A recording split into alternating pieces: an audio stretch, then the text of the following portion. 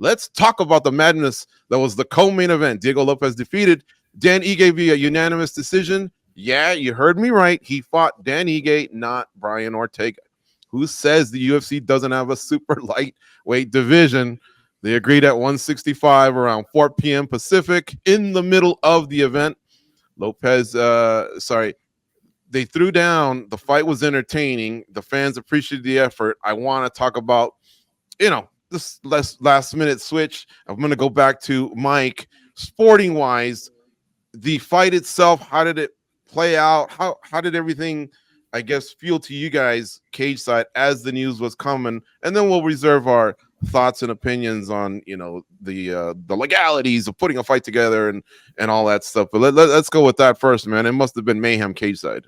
Yeah, it was surreal to watch for sure, to see Dan Ige in there, right? Because usually when you're covering a fight week, you see these people every single day, media day, press conference, weigh-ins. Like, your expectation is to have it all build and then crescendo by them getting in the octagon. And we didn't see any of that with Dan Ige. We just saw him go in there and fight after he was off to the side all week and at home or getting massaged or whatever he was doing when the call came through. So yeah, it was pretty surreal to see him step in there, and he put on a very valiant performance. I mean, I think he didn't win the fight, but the fact the third round was his strongest round. And if this was a 5-rounder, I don't know, even on like that 4 hours notice, I think he might have had a pretty good chance at winning, which is pretty insane to think about.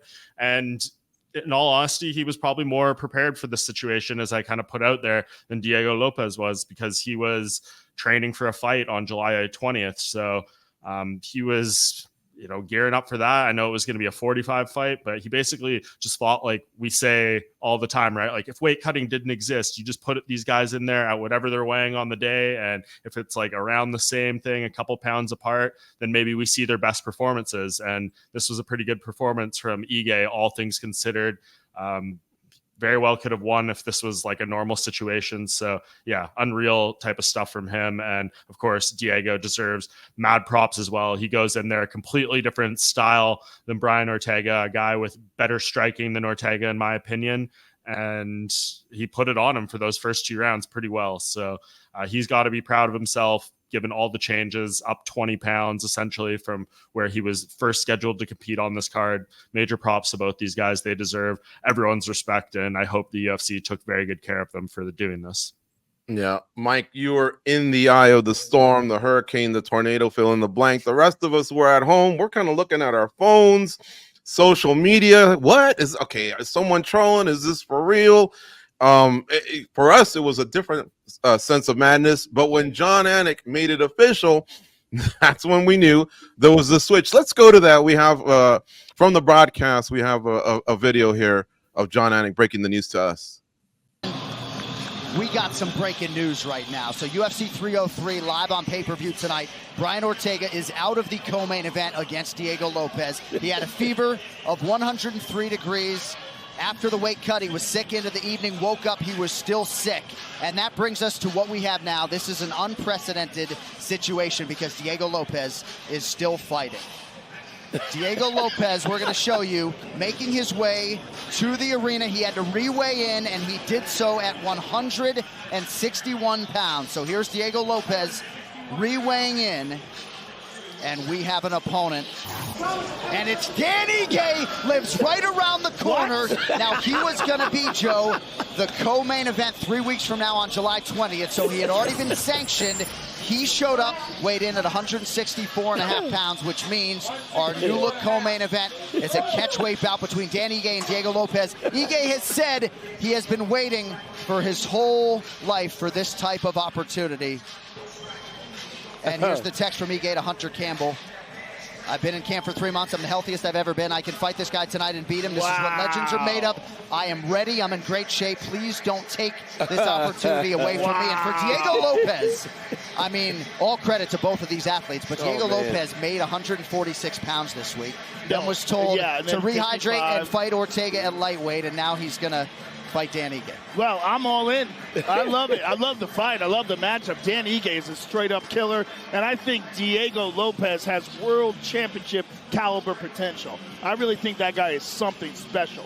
And Dan Ige, if anybody's going to derail the hype train, Dan Ige's your guy. Hey, Joe, I was waiting. Like, when I found this out a couple minutes ago, I sent Sean a message. I go, wait until Rogan finds out. And then the whole time your face was doing exactly what I expected it to do. Goes, Rogan's been with the UFC since like UFC 12 or something, like the late 90s. Even he couldn't believe what he was hearing. You've obviously been a fan for a long time, covered the sport for a long time, but man, go back to Saturday. Was this crazy or what? Yeah, it was like a movie, right? I mean, it's just something you would not expect. But actually, you know, we talk about what Dan Ige did, and what he did was absolutely phenomenal. It's crazy for him to do something like that. But, you know, Diego Lopes, too, he's getting the short end of the stick as well. Like, both these guys deserve almost like a mini BMF title or something, because what they did was pretty insane. And for them to go out there and the actual fight, you know, sporting wise, honestly, it kind of left me wanting more. Like, it kind of made me think I want to see this again, but with both guys preparing for each other. Because look, this is a dangerous sport, man. There is a reason why we have training camps. There is a reason why we look at footage on different fighters. It would be interesting to see these guys lock horns again, but props to both guys for even doing something like this. It's absolute madness. At least like a BMF medal or something, right around there. Medal, yeah, give them that. But they're not going to get a belt last minute. Can you guys get these guys some medals or something? Fada, let's go to you. Your reaction to that, and then I want you to pivot and tell me, should they do this matchup again? Let the guys go in different directions, because Lopez is saying, how about Volk? How about Ortega at the spear? He's a Brazilian fighter residing in Mexico, so he's got a little bit of that Mexican in him, you know. But what would you do in this situation? Well, yeah, first of all, it was absolutely crazy, and props to both men for doing it. And regardless of this situation, when you just look at it from a ranking standpoint, the fight kind of made sense. Now, obviously, none of them anticipated it.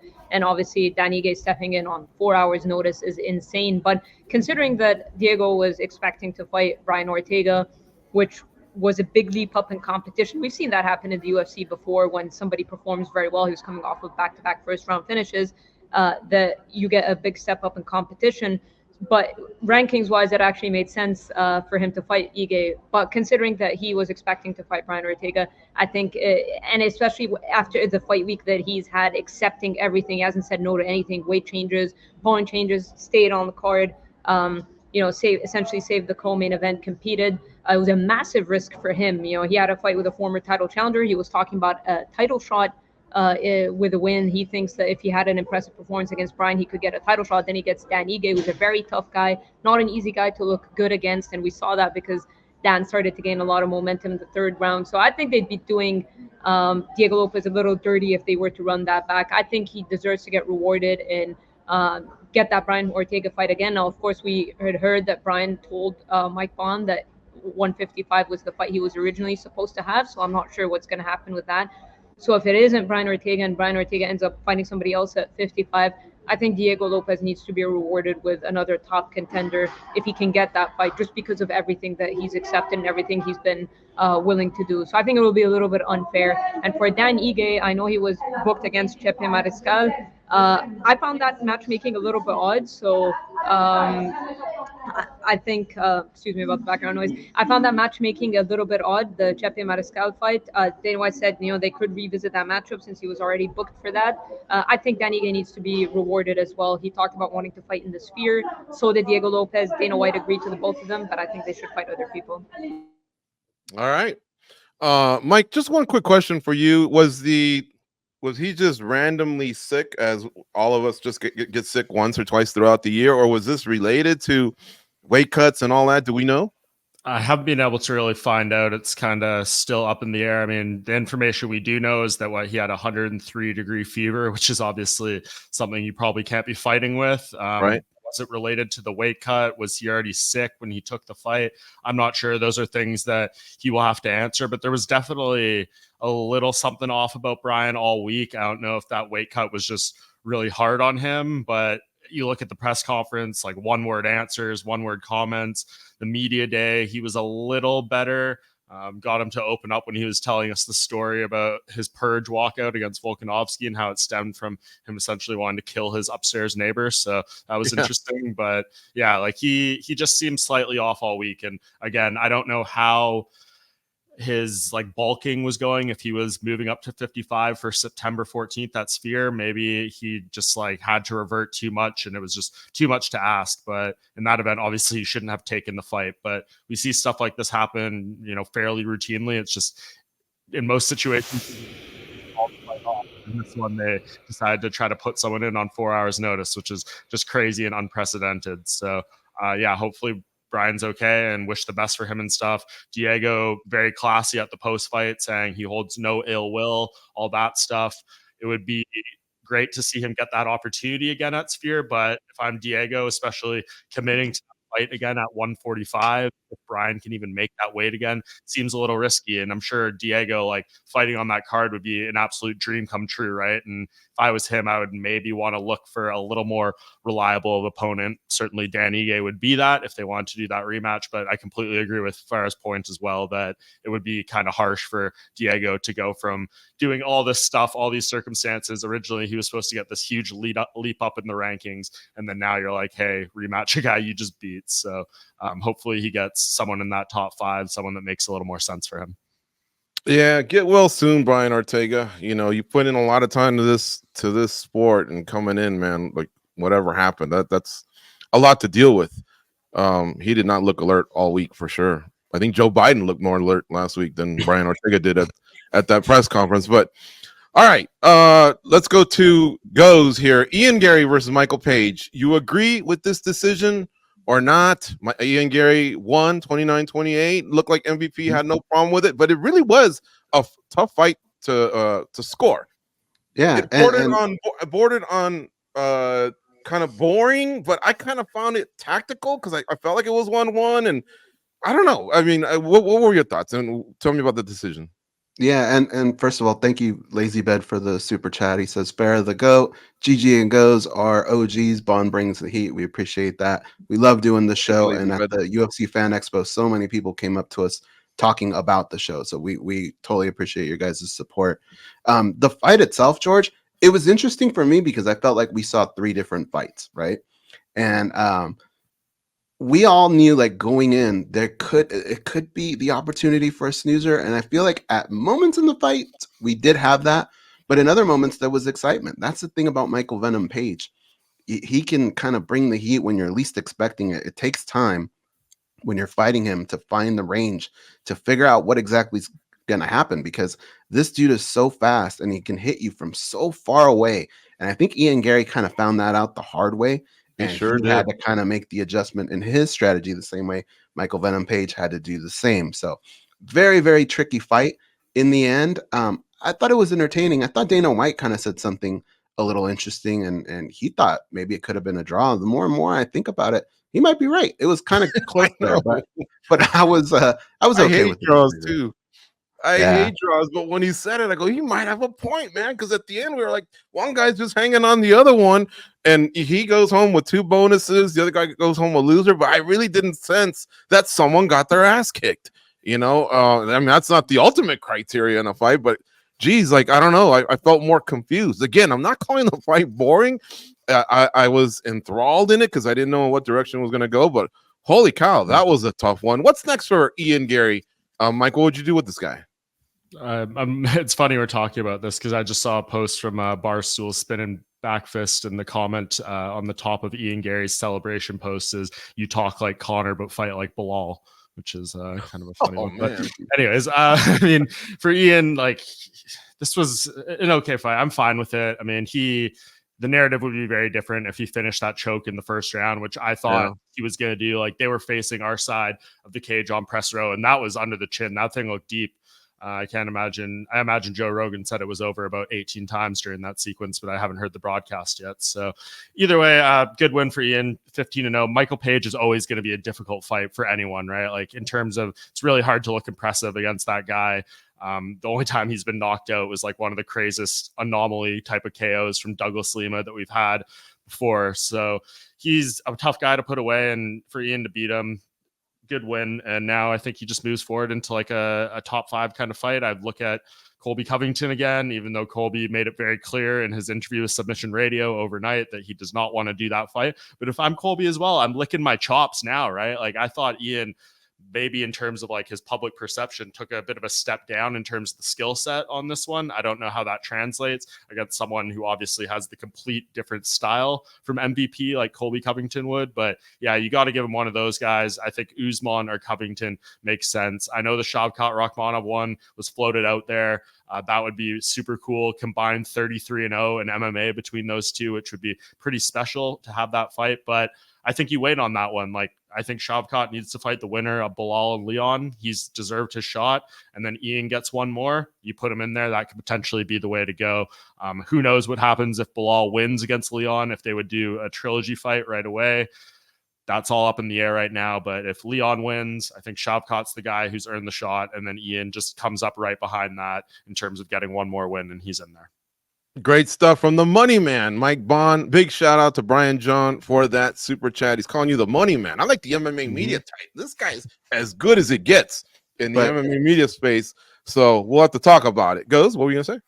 Are you okay with that, Mike, or do you want him to up it to 303? No, I'm good with that. Mike is the money man. That's He true, is, dude. The bonus guy, the bonus advocate. Fada, what would you do with MVP? That's a good question.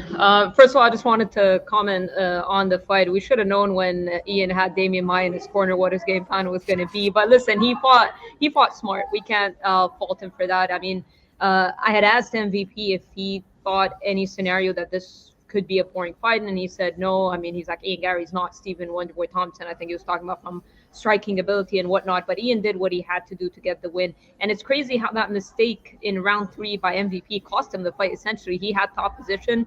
I thought he was winning the striking exchanges in round 3 before he ended up in top position, and then he lets Garry up thinking, you know, that's where he has the advantage, which was proven throughout the fight, but ends up being costly because then Garry gets control on the ground. So pretty crazy that MVP was en route to winning this fight. So I don't know if his stock dropped like too much in that performance because, like I said, I felt like he was en route to winning. Who do I match him up with? That's the thing, you know, the Wonder Boy fight now makes sense that he's coming off of a loss. He seems to be pretty against it, and Wonder Boy says the same thing. He agrees two positives don't necessarily make a positive, but I think that's the fight to make when you look from a ranking standpoint, because MVP, as I noticed from social media comments and everything like that, fan favorite, very popular. Not only because he was fighting Ian and what people think of Ian, but people seem to really like MVP, especially those that didn't follow his career too extensively in Bellator. So he is emerging as a fan favorite, and you want to give him a name that will get people excited. Regardless of the matchup itself, you want to give him a big enough name, and Wonder Boy is that name. So I think I wouldn't be against that fight. Fada, I don't want to be negative, but I think it's 2 negatives don't make a positive. It wasn't me. He said 2 positives don't make a positive. Okay. It wasn't me. Well, as long as you're positive, then we're good with that. Guys, tell me what else stood out at UFC 303. We got to give some love to maybe anything else that you may have witnessed there through this tremendous fight card that culminated International Fight Week. Let's go back to Mike Bond. What'd you see?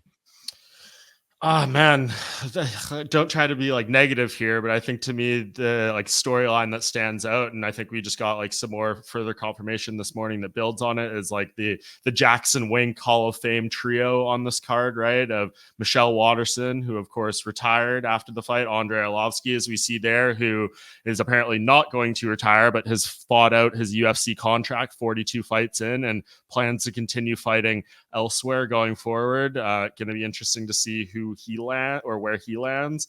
Then Cub Swanson, who lost a split decision in the fight of the night. All 3 of those fighters were kind of building blocks for the Jackson Wink gym. They're all in their individual gym Hall of Fame. I know that Andre has been gone for a lot of years now, as is Cub Swanson, but Michelle Watterson's still there kicking it. And It's unfortunate because I asked Michelle about it and Cub about it at media day, and they're like, it's going to be so good to reunite. We're all in the same locker room together. It's going to be such great vibes. And then all three of them lose. So that's kind of unfortunate to see, but credit to Michelle Waterson. I mean, completely undersized strawweight for the entirety of her career. If you want to see the pinnacle of Michelle Waterson, go watch her fights in Invicta at atom weight, especially the one against Jessica Penne.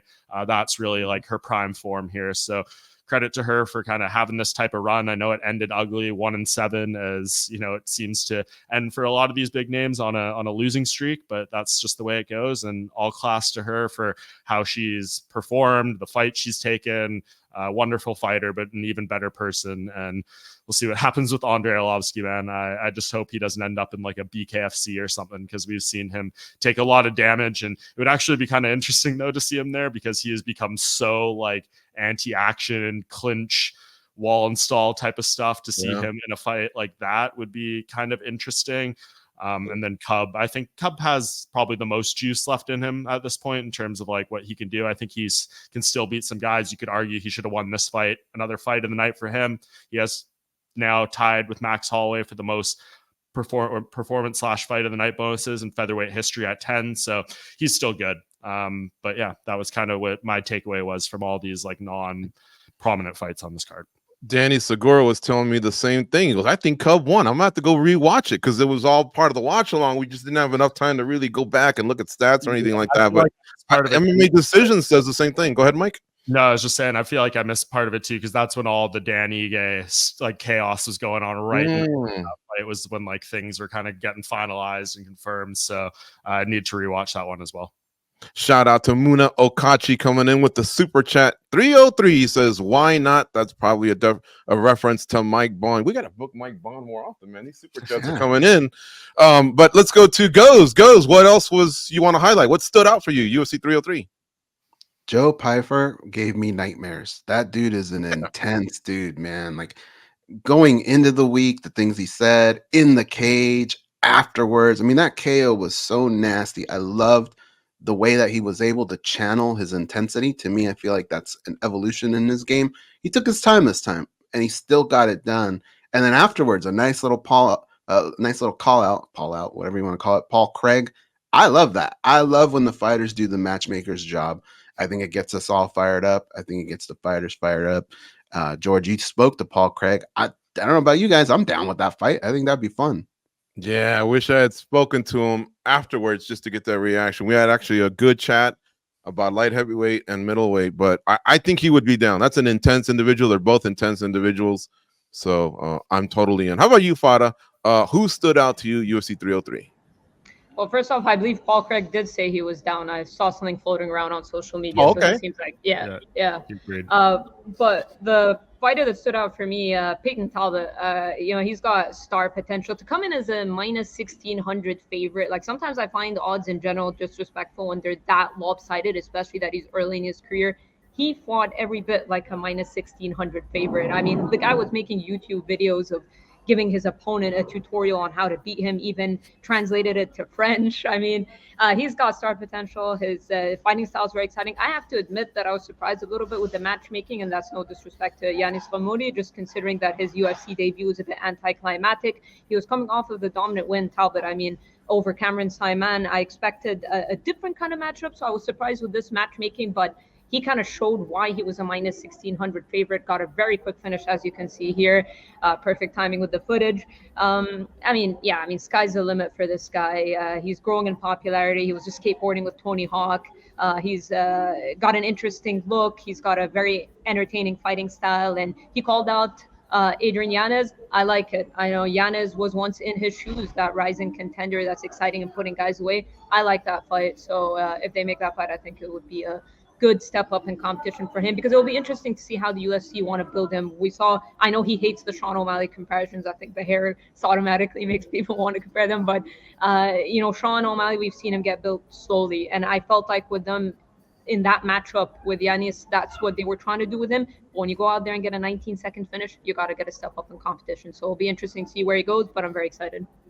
Good stuff, guys. I'll do mine quickly. I like Jillian Robertson. She's won 4 of her last 5. Of those last 5 fights, the last 4 have been in her return to strawweight. Her only loss being to Tabitha Ricci, who's 5-1 herself at strawweight. So no shame there. I just love her intensity. She goes after it. Of her 14 wins, she's finished 11, and she tried. I mean, look at Michelle Waterson's face right now. I mean, she tried. She tried to put it on her. She had some dominant positions. She just couldn't get it done, but it wasn't a lack of effort. I'm glad that she dropped. This seems to be a natural division for her, so wish her the best. She's got a great coach too, and Dean Thomas. Mike, you're getting close to the mic. Did you want to say something before I move on? No, I was just saying. Okay. I just like the matchmaking here, actually, especially if Conor McGregor was on this card, it would have even been a bigger showcase for a guy like Talbot. And as far I kind of alluded to, you don't usually see guys this big of a favorite and then go out and literally like deliver to what the odds are perfectly. I mean, could you ask for more from a guy who's that big of a favorite, goes out and essentially one punches the guy? So good stuff. Beavis and Butthead in the chat says, who does the SBC video thumbnails at MMA Junkie? They're very good. Kamikaze. Abby Souphan does it for us, and yes, he does kill it on that front. Oatmeal26 says, still a hottie. I can't see her on a team like a Shanko. So I think Laura is what he's talking about. He's probably talking about Michelle Waterson maybe moving into the broadcast booth. Yeah, give her a shot. We'll see how she does.